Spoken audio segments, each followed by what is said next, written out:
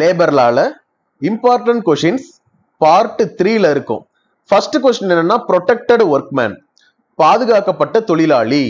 பாதுகாக்கப்பட்ட தொழிலாளினா கண்ணுக்கு ஒரு கண்ணாடி கொடுத்து, தலைக்கு ஒரு ஹெல்மெட் கொடுத்து, கைக்கு ஒரு கிளவுஸ் கொடுத்து, காலுக்கு ஷூ கொடுத்து, உடம்புக்கு எந்த ஒரு விதமான நெருப்பும் படாம ஒரு சூப்பரான ஒரு ட்ரெஸ் கொடுக்கறது. இது பாதுகாக்கப்பட்ட தொழிலாளி கிடையாது. இது எல்லாருக்கும் கொடுக்கணும்.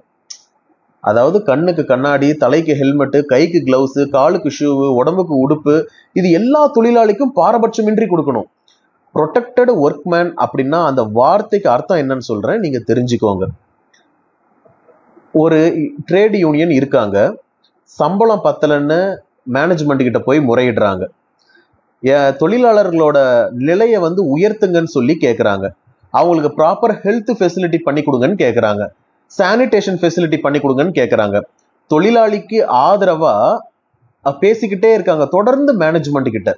இப்படி தொடர்ந்து மேனேஜ்மெண்ட் கிட்ட பேசிக்கிட்டே இருக்கும் பொழுது மேனேஜ்மெண்ட் ஒரு கட்டத்துல, சரி இவங்க 5 பேர்த்த வேலையை விட்டு தூக்கிட்டோம்னா இந்த கம்பெனியே ரொம்ப நிம்மதியா இருக்கும் அப்படின்னு சொல்லி அந்த 5 பேரை வேலையை விட்டு தூக்கிடுவாங்க. முன்னாடி எல்லாம் இப்போ ஐடிஏ ஆக்ட் 1947ல என்ன கொண்டு வந்தாங்கன்னா ப்ரொடெக்டட் ஒர்க்மேன் ஸ்டேட்டஸ்.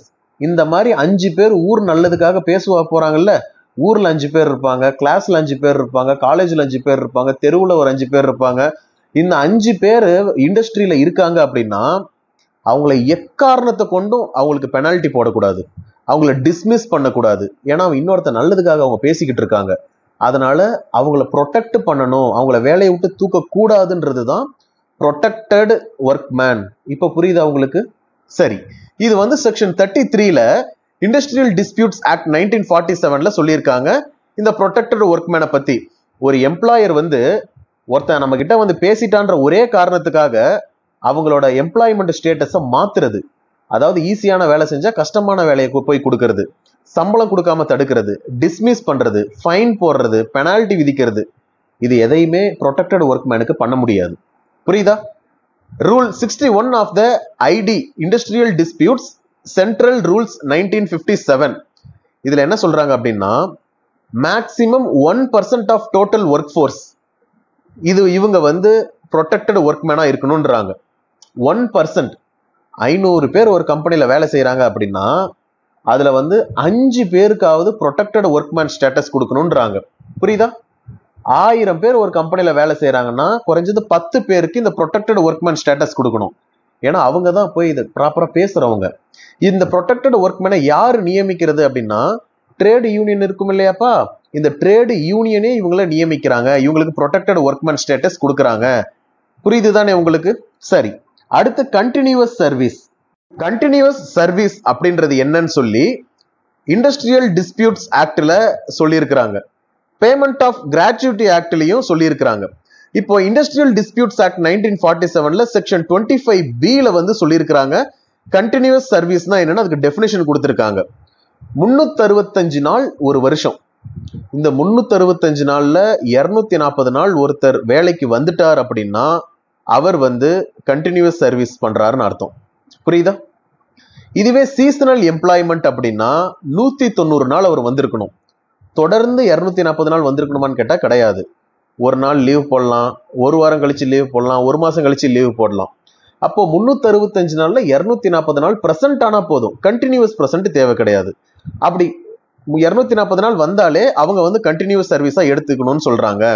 சிலர் ஆத்தரைஸ்டு லீவ் எடுப்பாங்க. ஒருத்தர் கர்ப்பமா இருப்பாங்க, அது கவர்மெண்டே லீவ் கொடுக்கறது, அது ஆத்தரைஸ்டு லீவ், அதெல்லாம் இதுல கணக்கு போடக்கூடாது. சரியா? அதே போல இவங்க தொடர்ந்து 5 வருஷம் வேலை செய்யறாங்க அப்படின்னா இவங்களுக்கு கிராச்சுவிட்டி கொடுக்குறாங்க. பேமெண்ட் ஆஃப் கிராச்சுவிட்டி ஆக்ட் 1972ல செக்ஷன் 2A இவங்களுக்கு கிராச்சுவிட்டி கொடுக்குறாங்க, ஒரு சன்மானம். சரியா? ஒருத்தர் 4 வருஷம் தொடர்ந்து வந்துட்டாரு, 5வது வருஷம் ஒரு ஆக்சிடென்ட் ஆயிடுச்சு, அதனால அவர் வர முடியல. 5 வருஷம் நீ கண்டினியூஸா வந்தாதான் உனக்கு கிராச்சுவிட்டி கொடுப்பேன்னு சொல்ல முடியாது. இந்த மாதிரி ஆக்சிடென்ட்லாம் நடந்துச்சு அப்படின்னா அது இன்டரப்ஷனா கருத்தில் கொள்ளக்கூடாது, அவங்களுக்கும் இந்த பெனிஃபிட் கொடுக்கலாம்னு சொல்றாங்க. அதே போல இதுல ஸ்ட்ரைக் நடக்குது, ரெட்ரென்ச்மெண்ட் நடக்குது. இப்ப ஸ்ட்ரைக் நடக்குது அப்படின்னா அன்னைக்கு லீவு தான் அப்படின்னு சொல்லி லீவை கணக்குல எடுத்துக்க கூடாதுன்னு சொல்றாங்க. சரியா? அதுவும் கண்டினியூஸ் சர்வீஸ் தான் கணக்குல எடுத்துக்கணும்.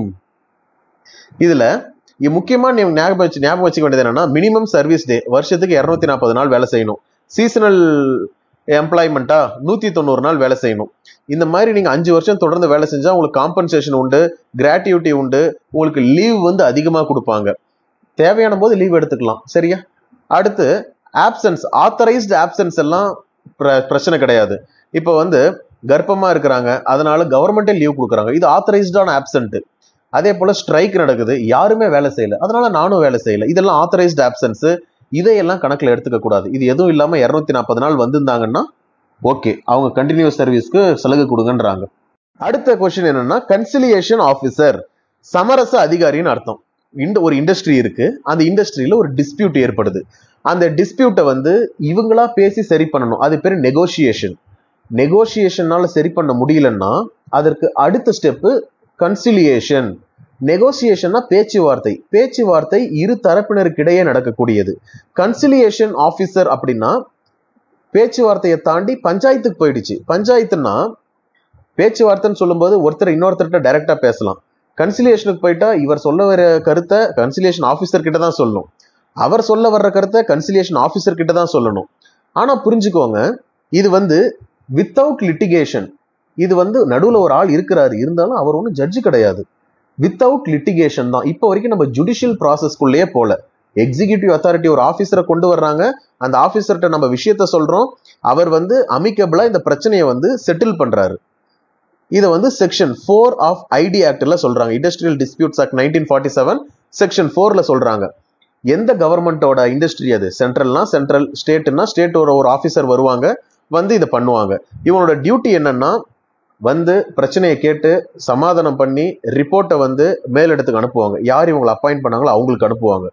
ஒருவேளை பிரச்சனையே தீரல, என்னால பிரச்சனையை தீர்க்க முடியல, நான் எடுத்த ஸ்டெப்ஸ் இதெல்லாம், ஆனா இதெல்லாம் முட்டுக்கட்டையா நிக்குது, இந்த இடத்துல இவங்க 2 பேருக்கும் ஒப்பீனியன் டிஃப்ரெண்டா இருக்குது, அதனால பிரச்சனையை தீர்க்க முடியாது, இதுதான் பிரச்சனையை தீர்க்க முடியாததுக்கு காரணம், நான் வாங்கி பார்த்த எவிடன்ஸ் இதெல்லாம் தான், நான் செக் பண்ண டாக்குமெண்ட்ஸ் இதெல்லாம் தான், எல்லாத்தையும் டீட்டெயிலா எழுதி அவங்களுக்கு அனுப்பி விட்டுறணும்.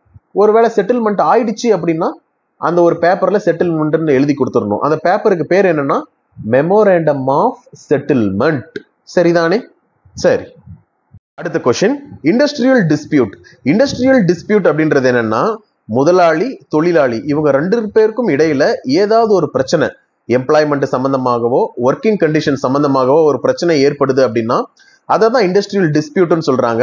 இது இண்டஸ்ட்ரியல் டிஸ்பியூட்ஸ் ஆக்ட் 1947ல section 2 clause k section 2 clause k for Kamal 2 clause கேல சொல்றாங்க.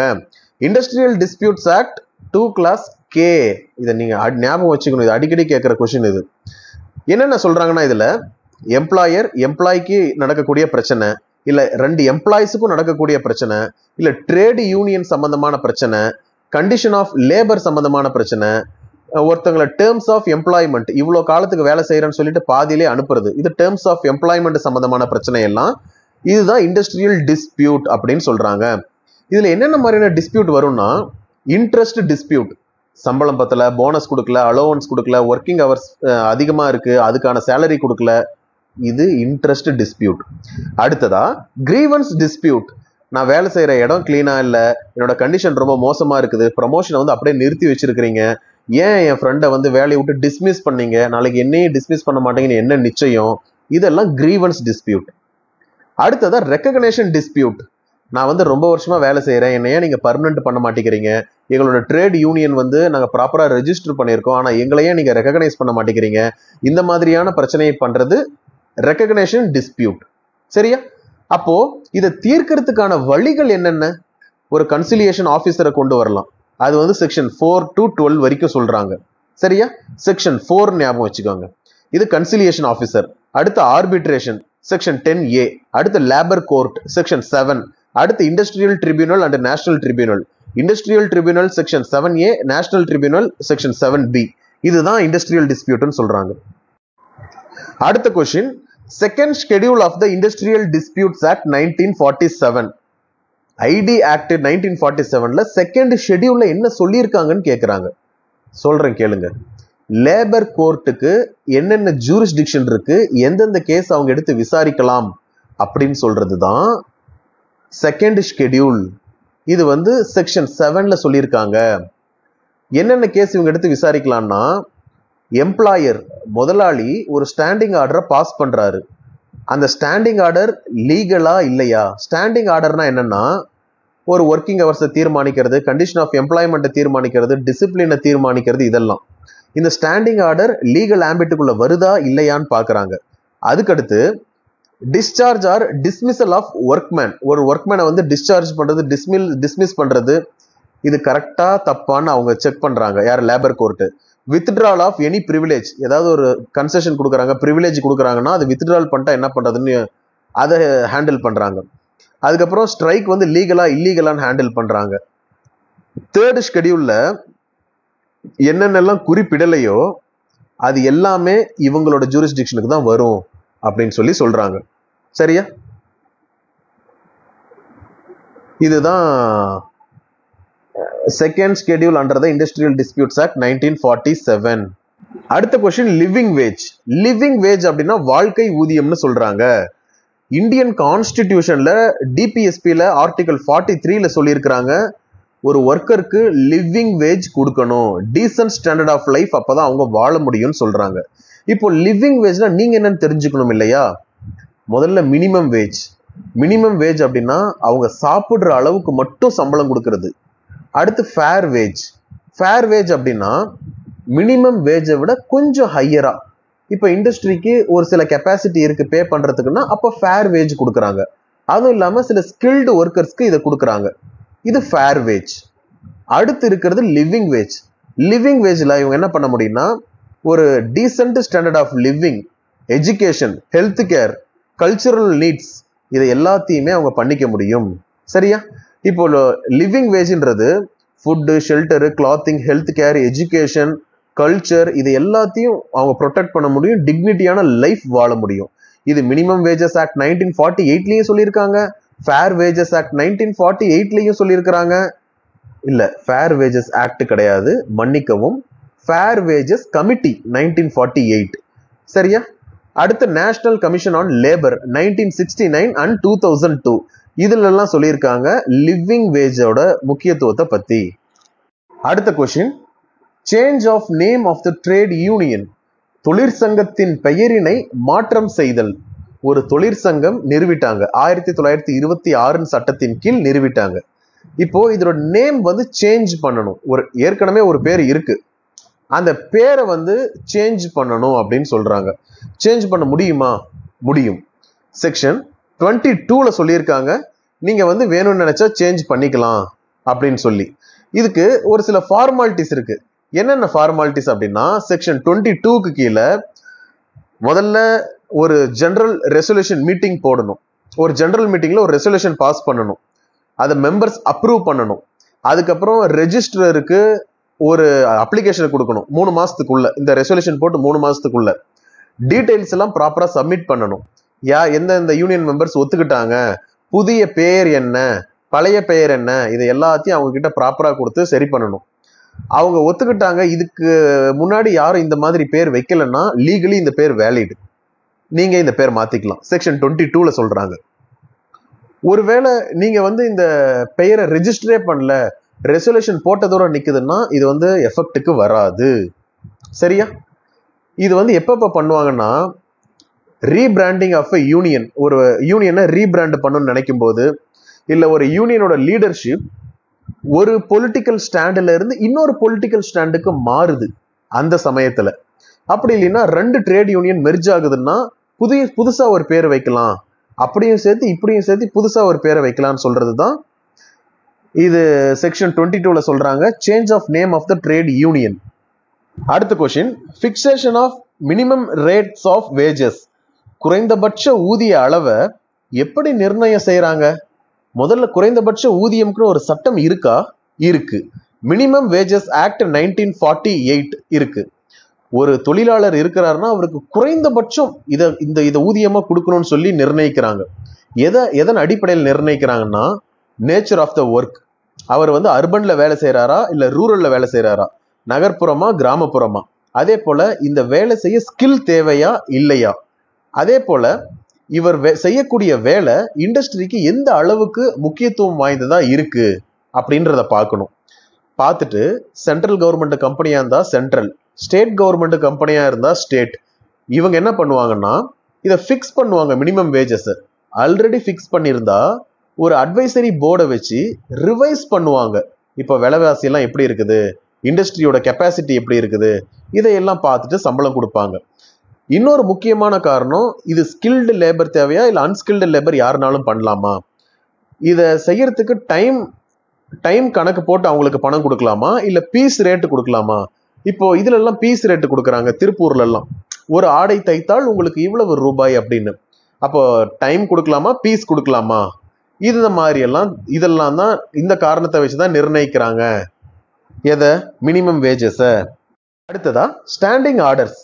ஸ்டாண்டிங் ஆர்டர்ஸ் வந்து எதுக்கு கீழே வருதுன்னா industrial employment standing orders act 1946 இதுக்கு கீழே வருது. இப்போ ஸ்டாண்டிங் ஆர்டர்ஸ் ஆக்ட்னா ஒரு முதலாளி என்ன பண்றாருன்னா என்னுடைய இடத்துல வேலை செய்யறதுக்கு இதெல்லாம் கண்டிஷன்ஸ் அப்படின்னு ஒரு விஷயத்தை எழுதுவார்.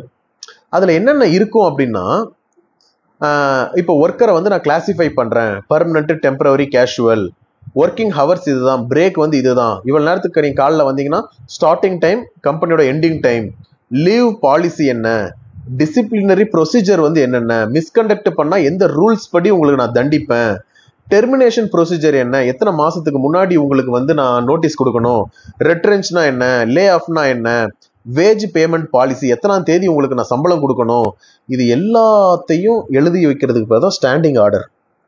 இதை இவர் என்ன பண்ணுவார்னா ஒரு லேபர் கமிஷனர் கொடுப்பாரு, ஐயா இது என்னோட ஸ்டாண்டிங் ஆர்டர், 100 பேருக்கு ஒரு கம்பெனில இருந்தாங்கன்னா இது தேவை.